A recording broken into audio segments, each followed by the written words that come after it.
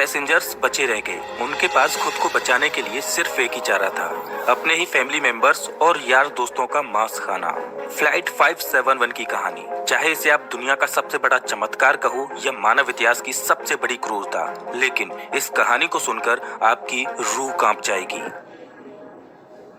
ये दिल दहला देने वाली कहानी शुरू होती है 12 अक्टूबर 1972 को। साउथ अमेरिका के यूरुग्वाई देश से एक चार्टर्ड प्लेन उड़ान भरता है, जिसको चिली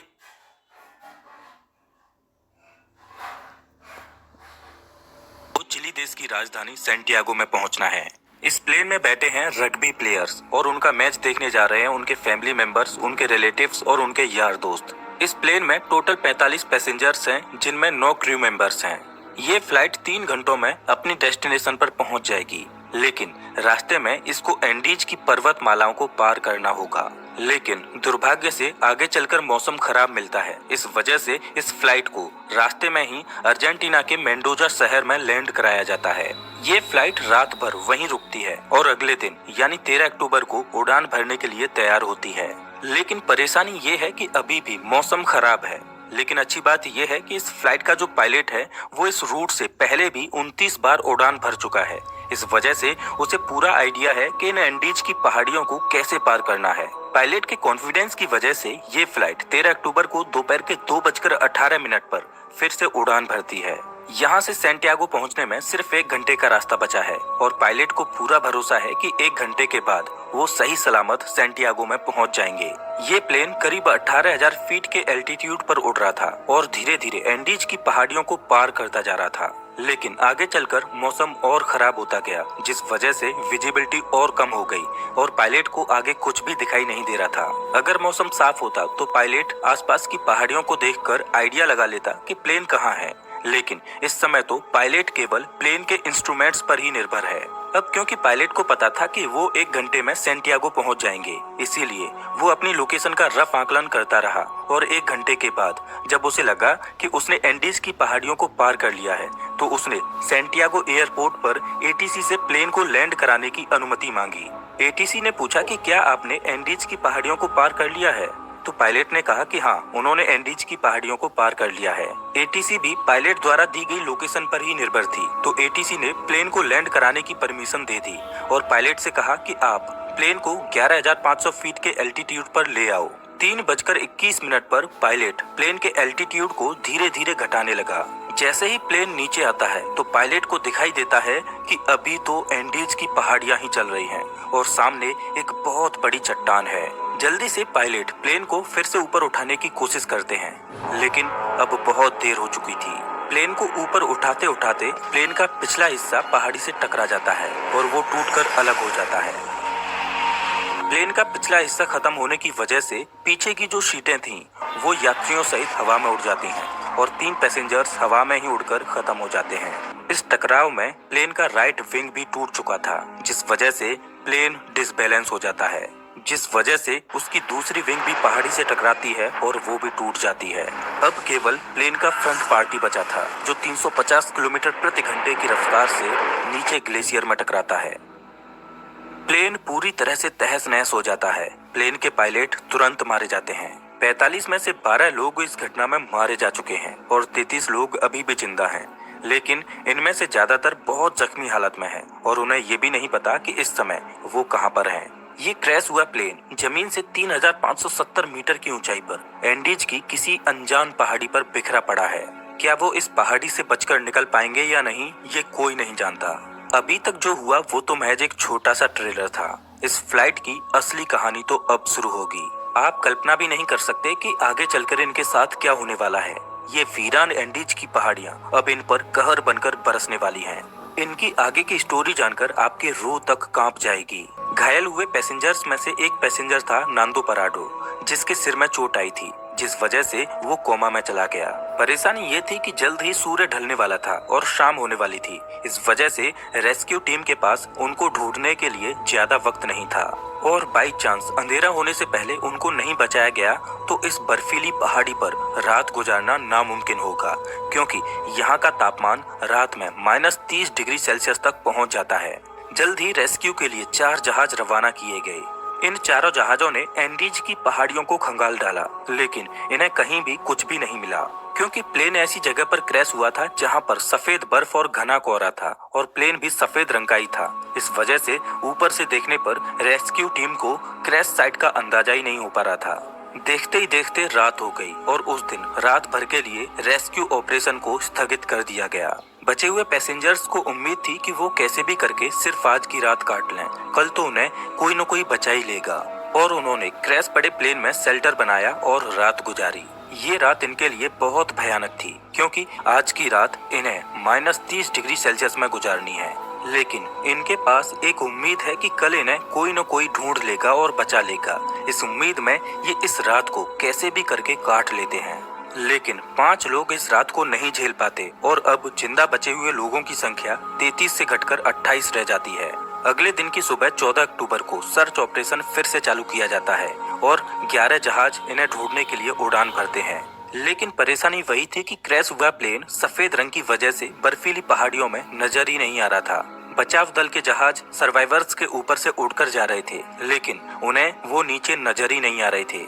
इस वजह से सर्वाइवर्स ने बचाव दल को सिग्नल देने के लिए प्लेन के ऊपर लिपस्टिक से SOS लिखने की कोशिश की, लेकिन उन्हें रियलाइज हुआ कि इतना बड़ा SOS लिखने के लिए लिपस्टिक काफी नहीं थी। इस वजह से उन्होंने अपने सूटकेसेज से बर्फ पर एक बड़ा सा क्रॉस बना दिया, ताकि वो आसमान से बचाव दल को साफ साफ दिखाई दे सके। उस दिन इनके ऊपर से 3 हवाई जहाज निकल कर गए, लेकिन अफसोस कि किसी ने भी इनको नोटिस नहीं किया और ये दिन भी गुजर जाता है।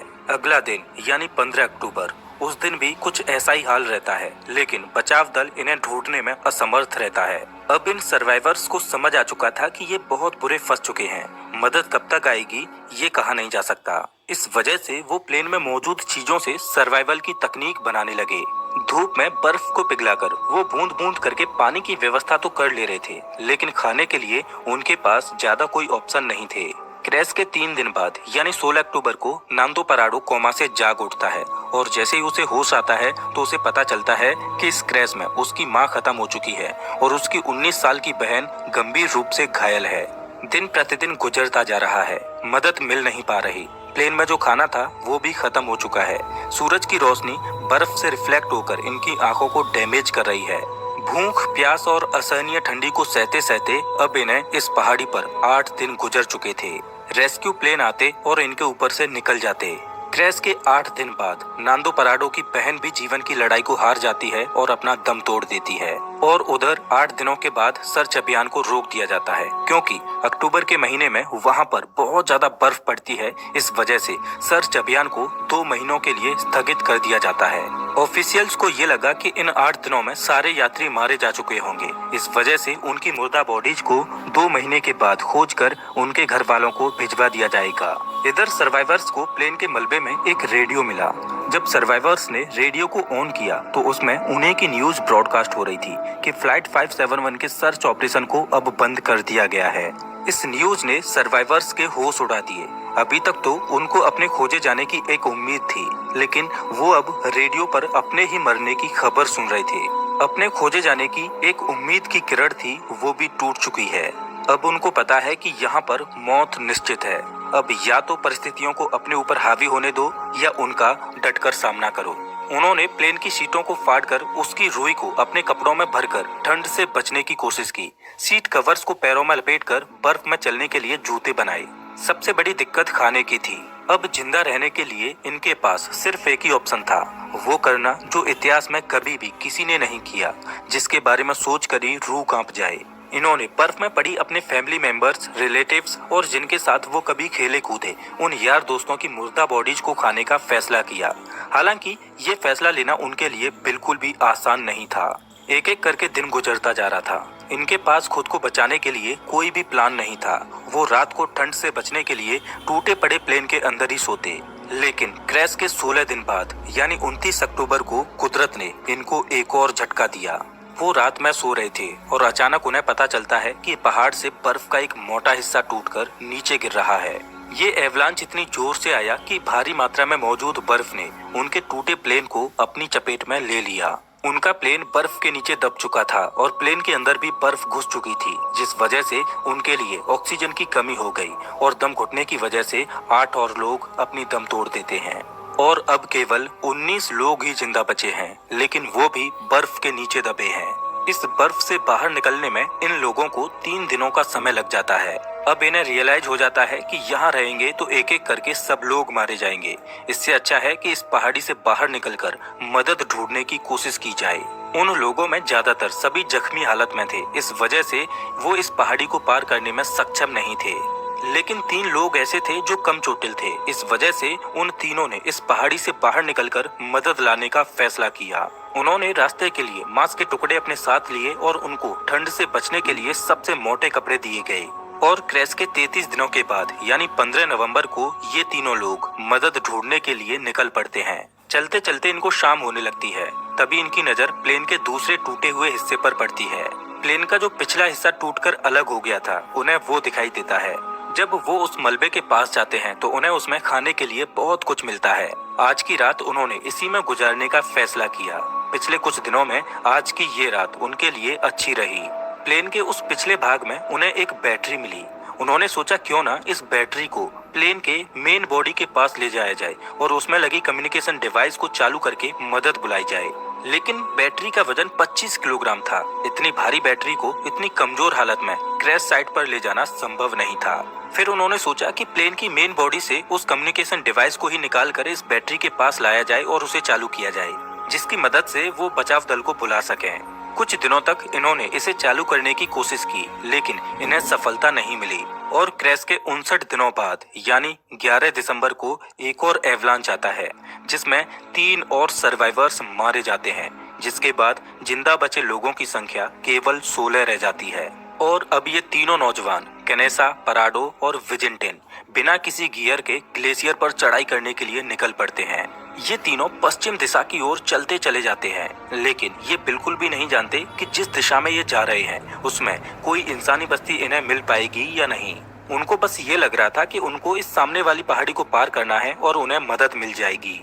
और उन्हें उम्मीद थी कि वो 3 दिनों में इस पहाड़ी को पार कर लेंगे, इसीलिए उन्होंने अपने साथ में सिर्फ 3 दिनों के लिए ही मीट की सप्लाई रखी। इन्होंने धागे से सिलकर एक स्लीपिंग बैग बनाया था, तो ये दिन भर बिना किसी गियर के पहाड़ पर चढ़ते और रात में एक ही स्लीपिंग बैग में तीनों चिपक कर सोते। खुले में बिना किसी सुविधा के -30 डिग्री सेल्सियस में रात गुजारना कोई आसान बात नहीं थी। चलते चलते इन्हें चौथे दिन की सुबह हो चुकी थी, लेकिन अच्छी बात ये थी कि वो अब उस पहाड़ी की चोटी पर पहुंच चुके थे। जैसे ही ये पहाड़ की चोटी पर पहुंचे तो इनके पैरों तले जमीन निकल गई, क्योंकि पहाड़ पर चढ़कर इन्हें पता चला कि वो इतने दिनों से जिस दिशा में चल रहे थे वो गलत दिशा थी। आगे रास्ता खत्म ही नहीं होता। अब क्योंकि उनके पास खाने की सप्लाई बहुत कम थी, इस वजह से उन्होंने फैसला किया कि उनमें से एक बंदा क्रैश साइट पर वापस चला जाएगा और 2 लोग आगे जाएंगे। इस वजह से विजिंटन वापस लौट जाता है और पराडो और कनेसा आगे बढ़ते रहते हैं। उस पहाड़ की चोटी पर चढ़ने के बाद इनको सही रास्ते का अनुमान हो जाता है और ये दोनों कई दिनों तक आगे बढ़ते रहते हैं और कुछ दिनों के बाद इन्हें नदी की एक छोटी सी धारा मिलती है। वो उस धारा के साथ साथ नीचे चलते रहते हैं और लगातार 9 दिनों तक चलने के बाद 20 दिसंबर को नदी के दूसरे किनारे पर इन्हें 3 लोग दिखाई देते हैं। ये चलते चलते बहुत थक चुके थे। पिछले 9 दिनों में इन्होंने पहाड़ पर 61 किलोमीटर की हाइकिंग की थी और अब मंजिल इनके सामने थी। इन्होंने उनसे मदद की गुहार लगाई, लेकिन वो लोग टुमारो बोलकर चले गए। उस दिन उन्हें कोई मदद नहीं मिल पाई, लेकिन अगले ही दिन वो विलेजर फिर से वापस आया और एक पत्थर में कागज और पेन लपेटकर नदी के दूसरे किनारे पर फेंका। नांदो पराडो ने पेन और कागज को उठाकर जो भी घटना घटी थी उसके बारे में सब कुछ लिख दिया। जब उस विलेजर ने उस पेपर को पढ़ा तो वो सब कुछ समझ गया, क्योंकि उसे पता था कि इन पहाड़ियों में कुछ दिन पहले प्लेन क्रैश हुआ था और उस एरिया में भी पूछताछ के लिए लोग आए थे। लेकिन वो हैरान था कि ये लोग अभी तक जिंदा कैसे बचे हैं। वो विलेजर जल्द से जल्द शहर गया और आर्मी कमांड के साथ इस इन्फॉर्मेशन को साझा किया और जल्द ही चिली की एयर फोर्स इन्हें रेस्क्यू करने के लिए पहुंचती है। आर्मी ऑफिसर्स पराडो और कनेसा को हेलीकॉप्टर में बिठाकर क्रैश साइट पर पहुंचते हैं और 22 दिसंबर 1972 को क्रैश के 70 दिनों के बाद बचे हुए सर्वाइवर्स को रेस्क्यू किया जाता है। इन लोगों की हालत बहुत ज्यादा खराब थी। इस क्रैश के बाद टोटल 16 लोग ही सर्वाइव कर पाते हैं। इनकी ये कहानी सच में दिल दहला देने वाली कहानी थी, लेकिन इससे भी